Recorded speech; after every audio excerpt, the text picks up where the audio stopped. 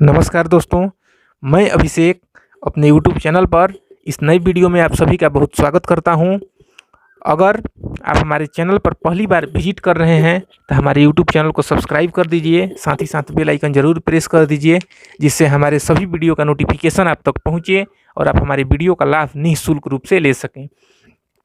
हम लोग अपने चैनल पर अभी मॉडर्न इंडिया पढ़ रहे हैं, मॉडर्न इंडियन हिस्ट्री, आधुनिक भारत, जिसमें हम लोग भारत में यूरोपीय कंपनियों के आगमन पर चर्चा कर रहे थे, यही चैप्टर पढ़ रहे थे। तो इसमें हम लोग पीछे की वीडियो में पुर्तगाली और डचों के विषय में पढ़ चुके हैं।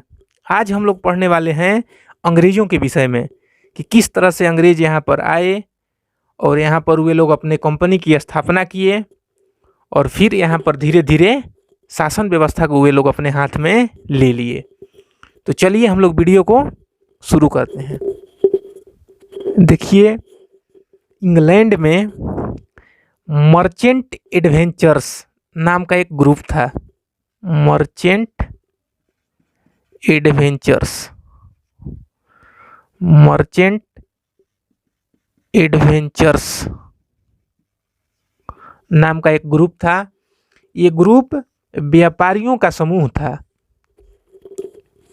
इन लोगों ने इंग्लैंड में ही द गवर्नर एंड कंपनी, जिसका नाम बोर्ड पर आपको लिखा हुआ है, थोड़ा सा ऊपर कर देते हैं, the governor and company of merchants of London trading into the east Indies की स्थापना 1599 में की।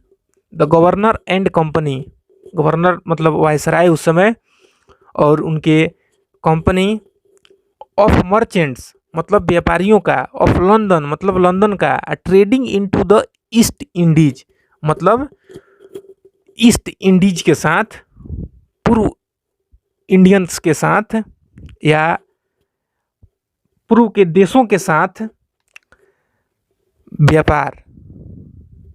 इसका मतलब आपका यही हुआ। इसकी स्थापना 1599 में हुआ। तो 1599 में लंदन में हुआ था। ये व्यापारियों के समूह द्वारा, मर्चेंट एडवेंचर्स नाम का व्यापारियों के समूह था और इन लोगों के द्वारा ही हुआ था। इसके बाद जो इंग्लैंड की महारानी थी उस समय, महारानी एलिजाबेथ, तो महारानी एलिजाबेथ ने 31 दिसंबर 1600 ईस्वी में कंपनी को, ईस्ट इंडिया कंपनी को 15 वर्षों के लिए, आपको याद रखना है कितने दिन के लिए, तो 15 वर्षों के लिए पूर्वी देशों के साथ व्यापार के लिए अधिकार पत्र दे दिया। जो इंग्लैंड की महारानी थी एलिजाबेथ, कंपनी से बोली कि ठीक है तुम लोग जाओ पूर्वी देश में और 15 वर्षों तक व्यापार कर सकते हो। मतलब समझ लीजिए कि पूर्वी देशों के साथ व्यापार के लिए लाइसेंस था उन लोगों का, जो 15 वर्षों के लिए वैलिड था। उसके बाद फिर रद्द हो जाएगा या उसके रिन्यूअल कराना पड़ेगा, जो भी प्रोसेस होगा। इसके बाद आपका इंग्लैंड के राजा उस समय थे जेम्स प्रथम। एकदम बिल्कुल इतिहास को आपको कहानी की तरह याद रखना है। वहाँ पर से महारानी एलिजाबेथ ने 31 दिसंबर 1600 को कंपनी को कहा कि ठीक है 15 वर्षों के लिए हम तुम लाइसेंस देते हैं, तुम जा करके पूर्वी देशों के साथ व्यापार करो। तो वहाँ के जो राजा थे उस समय जेम्स प्रथम, उनके राजदूत के रूप में कैप्टन हॉकिंस एक व्यक्ति का नाम था, वो चला और हेक्टर नामक जहाज से उस सूरत में आया। कहाँ पर आया? तो सूरत में, भारत के सूरत में आया। कैप्टन हॉकिंस इंग्लैंड के राजा जेम्स प्रथम के राजदूत के रूप में हेक्टर नामक जहाज से भारत के सूरत में आया और वहाँ से वो आगरा स्थित जहांगीर के दरबार में पहुंचा। जहांगीर उस समय मुगल शासक थे। भारत में मुगल शासक उस समय थे जहांगीर, आपको याद रखना है। और ये जो कैप्टन हॉकिंस था, ये था अंग्रेज, लेकिन ये फारसियो जानता था। आज जहांगीर भी मुगल था तो ये भी फारसी जानता था। मतलब फारसी तो इन लोगों के लिए एकदम अपनी भाषा जैसी थी। तो फारसी में ही कैप्टन हॉकिंसवा इससे बात किया जहांगीर से, जिससे ये बहुत खुश हो गया। मतलब आप लोग भी समझते होंगे कि जैसे हम लोग बाहर में कहीं जाते हैं एग्ज़ाम देने के लिए ही जाते हैं। और अपनी भाषा का, अपने तरफ का अगर वहाँ पे कोई लड़का मिल जाता है तो एकदम लगता है अपनापन जैसा, कि भाई अपना आदमी है। उसी तरह से जब ये फारसी में कैप्टन हॉकिंस बात किया ना, तो एकदम जहांगीर खुश हो गया। इसको अपनापन लगा, मतलब अपनी भाषा में जब बात हुआ तो ये बहुत प्रसन्न हो गया। और ये प्रसन्न होकर के कैप्टन हॉकिंस को 400 रुपया का, उस समय 400 का मनसब दे दिया।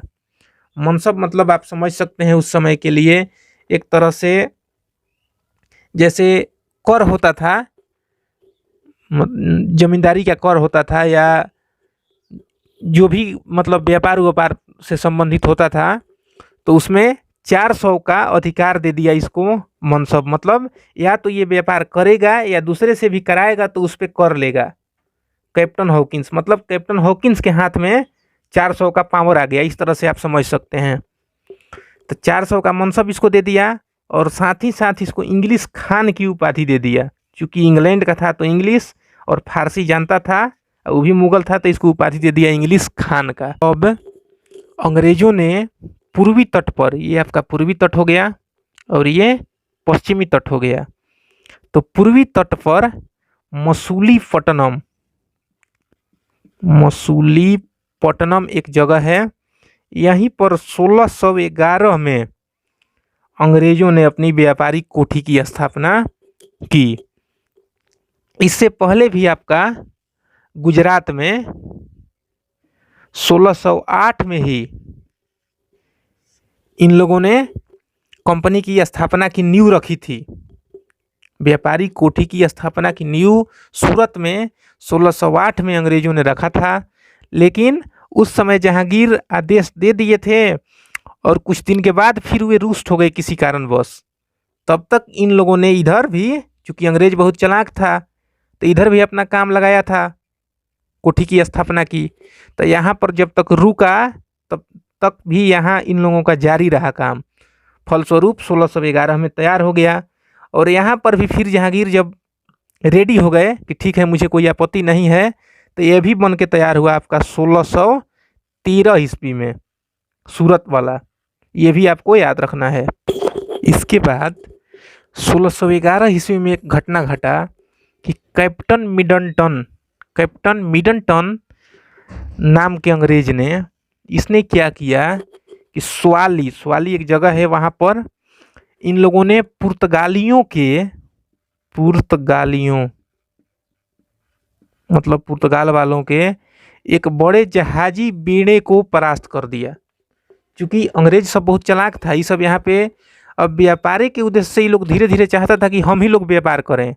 इन लोगों से पहले से भी पुर्तगाली और डच यहाँ पे थे, तो ये लोग चाहते थे कि हम लोग यहाँ पर रहें। इस दृष्टि से इन लोग धीरे धीरे उन लोगों को परास्त करने लगे, और मतलब समझिए तो उन लोगों के साथ संघर्ष करने लगे, दबाने लगे उन लोगों को। इसके बाद आपका क्या होता है कि फिर 1615 ईस्वी में ब्रिटेन के राजा जेम्स प्रथम के ही दूत के रूप में एक व्यक्ति का नाम था सर टॉमस। पहला बार जो आए थे उनका नाम था कैप्टन हॉकिंस, इस बार जो आए थे इनका नाम था सर टॉमस रो भी कहीं कहीं मिलता है, सर टॉमस या सर टॉमस रो। ये जहांगीर के दरबार में ही आए 1615 में। उसके बाद आपका गोलकुंडा एक जगह है, वहाँ का जो सुल्तान था वो भी 1632 ईस्वी में, याद रखना है आपको कब, तो 1632 ईस्वी में अंग्रेजों को सुनहरा फरमान दिया। फरमान मतलब आप समझ सकते हैं एक तरह से आदेश या लाइसेंस भी समझ सकते हैं व्यापार के। इसके बाद फिर अब तो धीरे धीरे अंग्रेजों का और मन बढ़ने लगा, उधर जहांगीर भी दे दिए थे आदेश।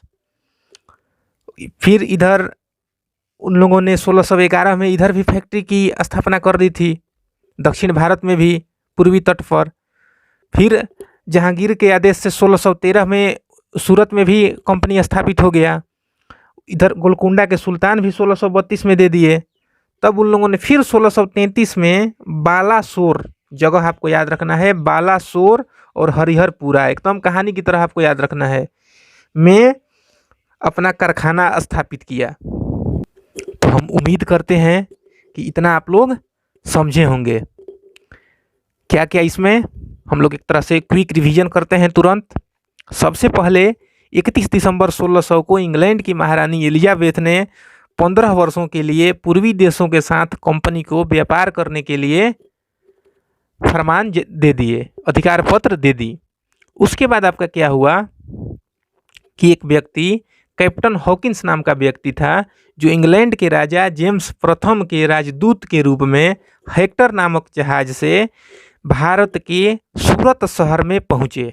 वहाँ से वे आगरा में मुगल बोली कभी कभी फंस जाता है, जो मुगल शासक थे उस समय जहांगीर, इनके दरबार में उपस्थित हुए कैप्टन हॉकिंस, और वे फारसी में बात किए, जिससे जहांगीर प्रभावित हो गए। और प्रभावित होकर के इन्होंने 400 का मनसब और इंग्लिश खान की उपाधि, आपको याद रखना है, इंग्लिश खान की उपाधि दे दिए कैप्टन हॉकिंस को।